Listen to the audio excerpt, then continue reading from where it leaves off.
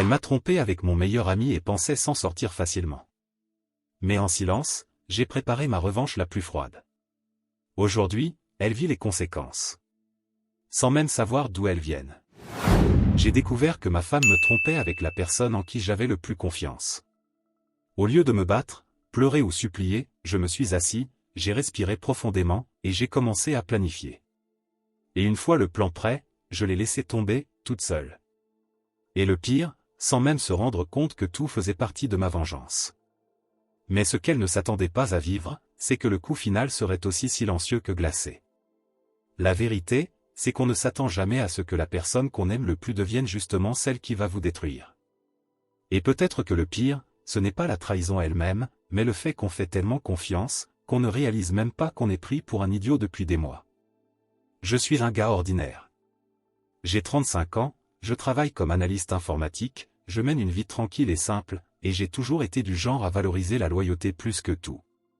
J'ai rencontré Laura à la fac. Elle étudiait le design graphique, et avait ce côté spontané, charmant, qui attirait tout le monde. On est tombés amoureux très vite. On s'est mariés 2 ans après avoir obtenu nos diplômes, et jusqu'à récemment, j'aurais juré que j'étais dans un mariage heureux. Mais comme on dit, le diable se cache dans les détails. J'ai commencé à me méfier quand elle a changé le mot de passe de son téléphone et qu'elle s'est mise à dormir avec l'appareil sous l'oreiller. Quand je lui ai demandé pourquoi ce changement soudain, elle m'a répondu que c'était pour des raisons de sécurité, qu'il y avait des choses liées au boulot et à ses clients qui demandaient de la discrétion. C'était louche, mais j'ai avalé la pilule.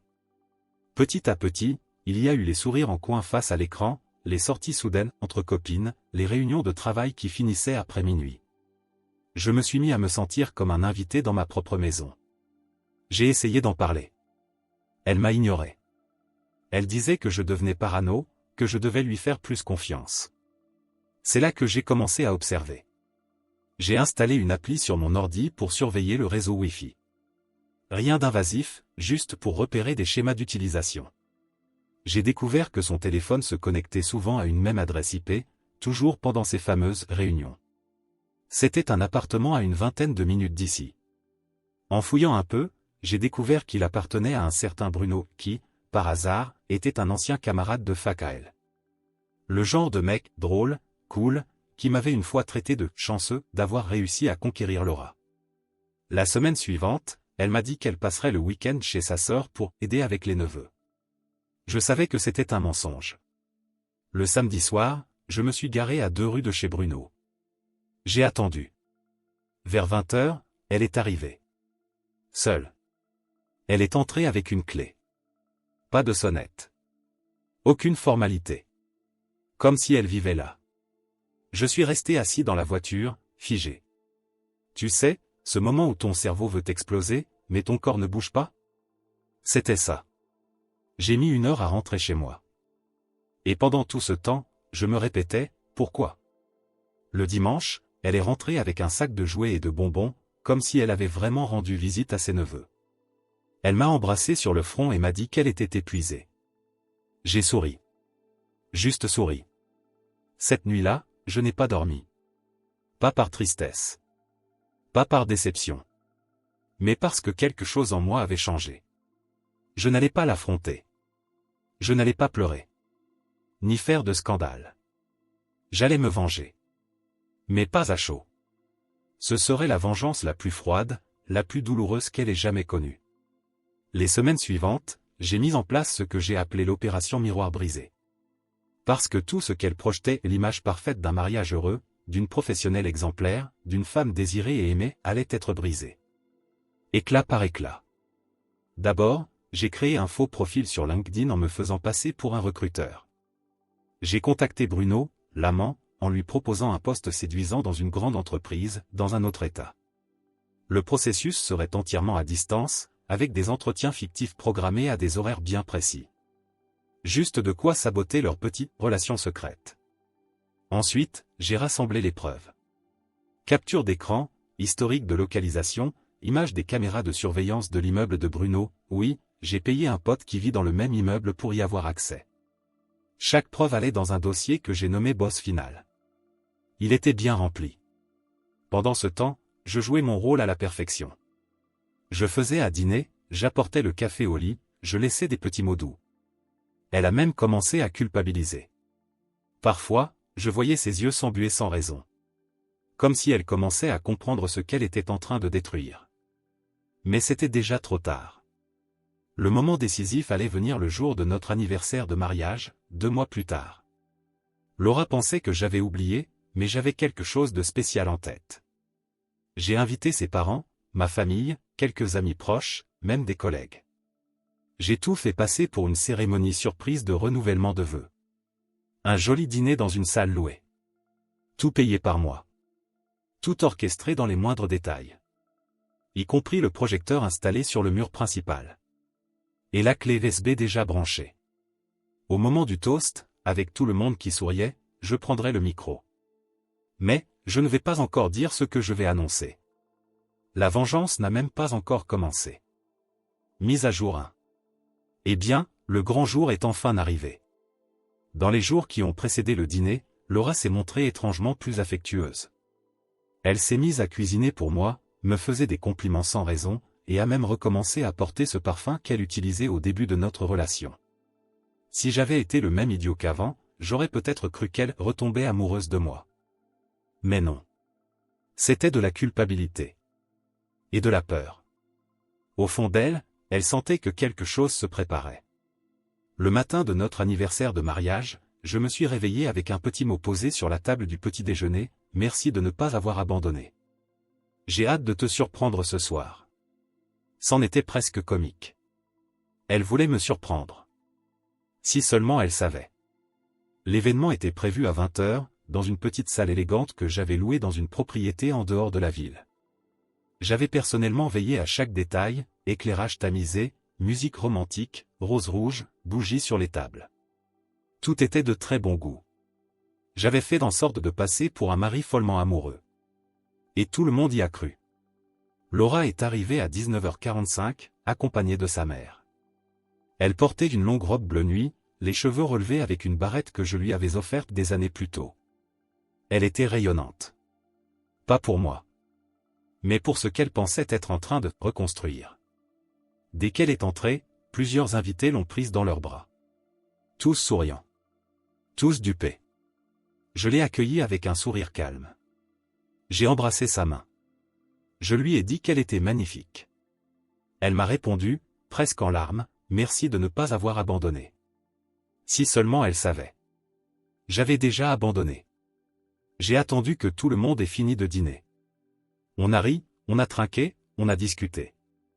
Puis, à un moment donné, j'ai demandé à tout le monde de s'asseoir. J'ai pris le micro et annoncé que j'avais préparé une petite présentation pour retracer notre parcours en tant que couple, une façon de se rappeler pourquoi nous étions tous réunis ce soir-là. Les lumières se sont éteintes. Le projecteur s'est allumé. Les premières images étaient innocentes, notre mariage, la lune de miel, de vieux voyages, des anniversaires, des fêtes entre amis. Laura souriait, émue. Elle m'a même pris la main. Et puis, l'écran est devenu noir. Et un titre blanc est apparu, La vérité sur Laura. Quelques secondes plus tard, sont apparus des captures d'écran de ses messages avec Bruno. Des messages explicites. Des audios où elle l'appelait « mon vrai homme ». Des vidéos où on la voyait entrer dans son appartement, avec la date et l'heure. Une séquence de la caméra de l'immeuble montrant les deux en train de s'embrasser dans l'ascenseur. La salle est restée figée. Un silence de mort. Certains invités se regardaient, incrédules. Sa mère s'est couvert la bouche. Son père, habituellement très silencieux, a soufflé un « mon Dieu » à peine audible. Laura s'est figée. Elle s'est tournée vers moi, les yeux écarquillés, sous le choc. J'ai continué comme si tout était parfaitement normal, ce genre de souvenirs, on ne les trouve pas dans les albums de mariage, mais ils font tout de même partie de notre histoire, n'est-ce pas, Laura? Elle a commencé à balbutier un « ce n'est pas ce que tu crois », cette phrase ridicule que tous les infidèles pensent efficace. J'ai failli éclater de rire. J'ai poursuivi, et pour ne laisser aucun doute, j'aimerais lire une lettre. J'ai sorti une enveloppe de ma poche. C'était sa lettre de démission. Que j'avais envoyée moi-même à son entreprise, en son nom, avec les preuves de sa trahison en pièces jointes. Bruno était leur client principal. Le conflit d'intérêts était évident. Et il a été facile de les convaincre que sa conduite était totalement contraire à l'éthique. J'ai conclu, tu m'as trompé avec Bruno. Maintenant, tu n'as plus de travail, plus de crédibilité, et à partir d'aujourd'hui, plus de moi non plus. Je lui ai tendu une pochette. À l'intérieur, les papiers du divorce. Déjà signés de ma main. Laura s'est effondrée. Elle a commencé à pleurer, à trembler, à supplier. Elle disait que c'était une erreur, qu'elle m'aimait, qu'elle regrettait. Toute la salle assistait à la scène, mal à l'aise. Je me suis contenté de répondre. Tu as choisi cette fin. Moi, je n'ai fait qu'écrire les dernières lignes. Je suis sorti de la salle. Sur le chemin vers la voiture, je l'ai entendu crier mon nom. Je ne me suis pas retourné. Quelques jours ont passé depuis cette soirée. J'ai appris que Bruno avait disparu. Littéralement. Dès qu'il a compris que l'entretien d'embauche n'avait jamais existé et qu'il a vu le nom de la fausse entreprise que j'avais inventée, il a compris qu'il était tombé dans un piège. Il a tout bloqué, supprimé ses réseaux sociaux, quitté la ville. Apparemment, il avait femme et enfants dans une autre ville, ce qui rend toute l'histoire encore plus pathétique. Laura m'a envoyé plusieurs messages. Certains pour demander pardon. D'autres pour m'insulter. Et d'autres encore pour dire que j'avais été trop cruel. Je n'ai répondu à aucun. Elle vit encore dans l'appartement que nous partagions, mais j'ai déjà entamé les démarches pour vendre ma part. En attendant, je suis hébergé chez un ami, le temps de réfléchir à la suite. Mais ne crois pas que c'est fini. Ce n'était que le premier acte de ma vengeance. Le pire est encore à venir. Mise à jour 2. Je pensais qu'après cette soirée, elle disparaîtrait de ma vie. J'avais tout fait de manière propre, publique et définitive. Ce dîner était censé être le coup de grâce. Mais j'ai sous-estimé l'orgueil blessé d'une femme comme Laura. Celle qui m'a trompé n'était pas seulement infidèle, elle était aussi vaniteuse, narcissique et rancunière. La honte devant sa famille, ses amis et même ses collègues est devenue le carburant pour autre chose. Elle voulait détruire ma réputation comme j'avais détruit la sienne. Les premières semaines ont été silencieuses. Rien d'autre que des messages vides, des tentatives pathétiques de m'appeler au milieu de la nuit, et des audios larmoyants où elle disait qu'elle s'était suicidée émotionnellement et que elle n'avait fait ça que parce qu'elle se sentait seule dans notre mariage. Bien sûr. Tout était de ma faute, maintenant. Mais le silence a pris fin quand j'ai reçu un email du service de conformité de mon entreprise. Un anonyme, évidemment, c'était elle, avait déposé une plainte affirmant que j'avais utilisé des ressources de l'entreprise pour espionner des gens, que j'avais violé la vie privée, et que j'étais émotionnellement instable. J'ai eu une conversation avec les RH. J'ai montré des preuves que je n'avais utilisé aucun outil professionnel, et j'ai précisé que la plainte était personnelle, sans fondement. Ils ont compris, heureusement, j'ai une réputation irréprochable là où je travaille. Mais les graines de la calomnie étaient déjà semées. Quelques jours plus tard, les rumeurs ont commencé. Des amis communs ont arrêté de répondre à mes messages. J'ai appris qu'elle racontait à tout le monde que j'étais contrôlant, obsessionnel, que je l'espionnais depuis des mois, et que j'avais un côté sombre. Un de nos amis les plus proches m'a appelé, gêné, pour me demander si c'était vrai que j'avais utilisé l'intelligence artificielle pour truquer la vidéo du dîner. Sérieusement. Elle a essayé de faire croire que j'avais tout falsifié. Audio, vidéo, capture d'écran.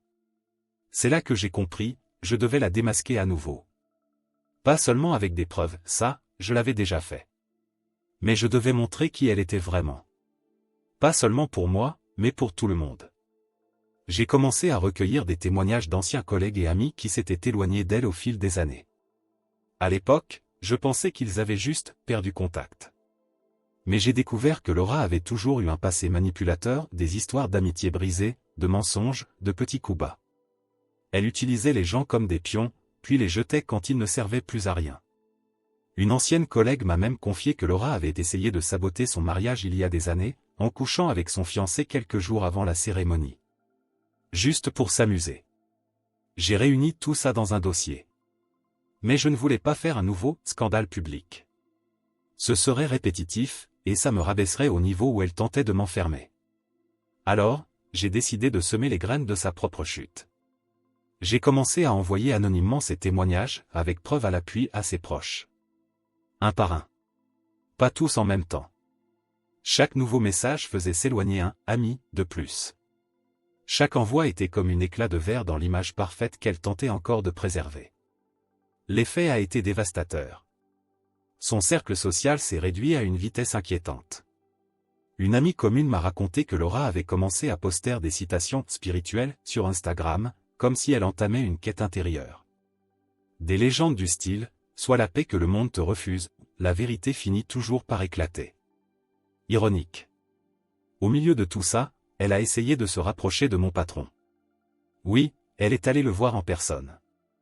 Elle lui a dit qu'elle s'inquiétait pour moi, qu'elle me trouvait déprimé, que je n'étais plus le même. Une tentative de plus pour salir mon image. Mon patron m'a convoqué pour en discuter, plus préoccupé qu'accusateur. Je lui ai tout raconté. Depuis la trahison jusqu'aux tentatives de diffamation. Je lui ai même montré le dossier. Il est resté silencieux quelques secondes. Puis il m'a dit, elle semble bien plus obsédée par vous que l'inverse. Et c'est là que le coup final est arrivé. J'ai découvert que Laura participait à un processus de recrutement dans une agence internationale de design. Un poste à distance, mais très exposé. Elle en parlait sur les réseaux comme si elle y était déjà. C'était sa nouvelle version, son nouveau départ. Mais l'agence demandait des références. Et parmi elles, figurait justement l'une des personnes qui m'avait envoyé un témoignage sur ses comportements toxiques dans le passé. J'ai passé un coup de fil discret. Je n'ai pas demandé à lui nuire. J'ai juste dit la vérité. 2 semaines plus tard, j'ai vu une publication sur son Instagram, supprimée en moins d'1 heure, certaines portes se ferment à cause de la jalousie et de la sabotage. Mais tout revient. Je reviendrai. Elle n'est jamais revenue. Son monde a commencé à rétrécir. Sans emploi stable, avec une réputation détruite dans le milieu, abandonnée par ceux qui l'admiraient autrefois, Laura a commencé à dépérir. Un ami commun m'a dit qu'elle était retournée vivre chez ses parents, temporairement. Et qu'elle passait ses journées enfermée dans sa chambre, silencieuse, effacée. Est-ce que je ressentais de la pitié? Non. Du soulagement. Mais je n'en avais pas encore terminé. Elle avait détruit celui que j'étais. Elle avait tué une version de moi qui ne reviendra jamais. Et ça mérite plus que de l'exposition. Ça mérite l'oubli. La prochaine phase de ma vengeance, c'est d'effacer toute trace d'elle de ma vie et de la laisser se souvenir de moi chaque jour, sans jamais pouvoir rien faire. Cela commence dans la prochaine mise à jour. Car il reste encore le dernier mouvement. Et celui-ci sera silencieux. Mise à jour 3. Je ne voulais pas qu'elle souffre. Je voulais qu'elle se souvienne. Parce que la souffrance passe. La douleur, la honte, même l'humiliation publique, avec le temps, tout ça peut être atténué, rationalisé, transformé en discours de dépassement de soi. Mais le doute ronge. Et c'est exactement ce que j'avais préparé comme phase finale de ma vengeance, un fantôme. Un vide dans l'âme. Une cicatrice invisible, sans explication. J'ai commencé par le plus basique, tout effacer. Photos, vidéos, messages, souvenirs. Réseaux sociaux? Silence total. J'ai supprimé tout ce qui pouvait indiquer où j'étais ou avec qui. Je suis devenu une ombre. Puis j'ai bloqué tous les canaux par lesquels elle aurait pu me contacter, téléphone, email, WhatsApp. Même mon numéro fiscal n'était plus accessible pour elle, j'ai changé mon adresse légale, masqué mes mouvements bancaires. Tout était légal, mais soigneusement calculé. Pour elle, j'avais tout simplement disparu. Mais ce qu'elle ne savait pas, c'est que je n'avais jamais été aussi présent. J'ai commencé à lui envoyer des messages anonymes, de temps en temps. Pas agressifs. Ni insultants. Juste, subtil. Calculé. Du genre, tu te souviens de ce voyage qui n'a jamais eu lieu? Tu rêves encore à ce que tu as perdu? Tu t'es regardé dans le miroir aujourd'hui? Et toujours avec des profils différents. Des emails créés uniquement pour ça. Aucun indice. Un rythme irrégulier. Parfois une semaine entre deux. Parfois 2 jours. Parfois à minuit, parfois à 6 heures du matin. Je voulais qu'elle ne sache jamais quand cela viendrait. Mais qu'elle sache que cela viendrait. L'effet a été immédiat. Une connaissance qui avait encore des contacts avec elle m'a dit que Laura devenait paranoïaque. Qu'elle regardait autour d'elle dans la rue, se demandant si elle était suivie. qu'elle pensait que son téléphone était sur écoute. Qu'elle répétait, il m'observe, je le sais. Elle est même allée au commissariat pour essayer de déposer une plainte contre moi. Le problème? Aucune preuve. Aucune menace. Aucun lien direct. Juste, des sensations. La policière lui aurait dit, vous êtes poursuivie par vous-même, madame. Ça aurait dû être la fin. Mais l'univers ou peut-être le karma a décidé de m'aider. Malgré tout ce que j'avais effacé, j'avais conservé un ancien numéro, juste par précaution, sans photo, sans statut, sans que personne ne sache que je l'utilisais encore. C'était mon unique lien avec le monde réel, et c'est par là qu'un soir, j'ai reçu un message inattendu. C'était de Bruno. Oui, ce Bruno. L'amant. Le dur à cuire de l'histoire. Le message était direct, presque froid, juste pour que tu saches, elle est revenue vers moi. Elle a essayé de recoller les morceaux. J'ai ri en pleine face. Elle est brisée. Et toi, Ben, t'as gagné, frère. Je n'ai pas répondu. Je n'en avais pas besoin. Mais ce message m'a donné une idée. J'ai contacté une vieille connaissance de la fac. Il était organisateur d'événements et toujours entouré d'influenceurs et de wannabe. J'ai organisé avec lui un événement fictif, un cocktail de networking avec des entrepreneurs et des créateurs de contenu. Et je lui ai demandé d'inscrire Laura sur la liste VIP, comme si elle avait été invitée pour son propre mérite. Bien sûr qu'elle est venue. Elle est arrivée à prêter, comme à la grande époque. Elle a posté sur Instagram, pleine de hashtags du genre « Nouveau départ »,« Connexion vraie »,« Renaissance professionnelle ». À peine entrée, elle souriait à tout le monde, rayonnante. Jusqu'à ce qu'on lui remette une carte. Une simple enveloppe blanche, avec son prénom écrit à la main. À l'intérieur, une seule phrase imprimée. Tu n'étais pas invité. Tu as été rappelé. D'après mon contact, elle a quitté l'événement sous le choc, les yeux rouges, sans dire un mot. Elle a désactivé ses réseaux le lendemain. Et a disparu de la scène publique. Moi? Je suis parti en voyage. Pas pour fuir. Pour me libérer. J'ai acheté des billets pour un endroit que j'avais toujours voulu visiter, mais jamais eu le courage. J'ai voyagé sac au dos dans des villes où personne ne me connaissait. J'ai parlé à des inconnus, ri de choses simples, senti le temps ralentir. Et un jour, assis dans un café à Barcelone, quelqu'un m'a demandé « Vous êtes marié ?» J'ai souri. Je l'ai été. Mais maintenant je suis juste libre. Laura est toujours en vie. Mais elle ne vit plus. Elle essaie de se reconstruire avec les morceaux d'un passé qu'elle a elle-même fait exploser. Et le plus cruel? Plus personne ne la blâme. Plus personne ne s'en soucie. Elle est devenue une note de bas de page. Une histoire que personne ne raconte. Quant à moi, j'ai recommencé à respirer. À rire. À dormir en paix. La vengeance a été complète non pas quand elle a souffert. Mais quand elle a compris que, le retour n'existe pas. Que tout ce qu'elle a fait, tout ce qu'elle a été, n'existe plus aujourd'hui que dans un endroit où même elle n'a plus envie d'aller, sa propre conscience. Commentaire Monsieur Reddit. Cette histoire est intense et, surtout, troublante. Je ne suis pas là pour dire ce qui est bien ou mal, mais elle montre comment la douleur peut se transformer en un profond désir de justice ou de vengeance. Au final, le silence peut parler plus fort que n'importe quel cri. Et vous? Qu'auriez-vous fait à sa place? Si vous avez aimé la vidéo, laissez un like et n'oubliez pas de vous abonner à la chaîne pour plus d'histoires et de discussions intrigantes.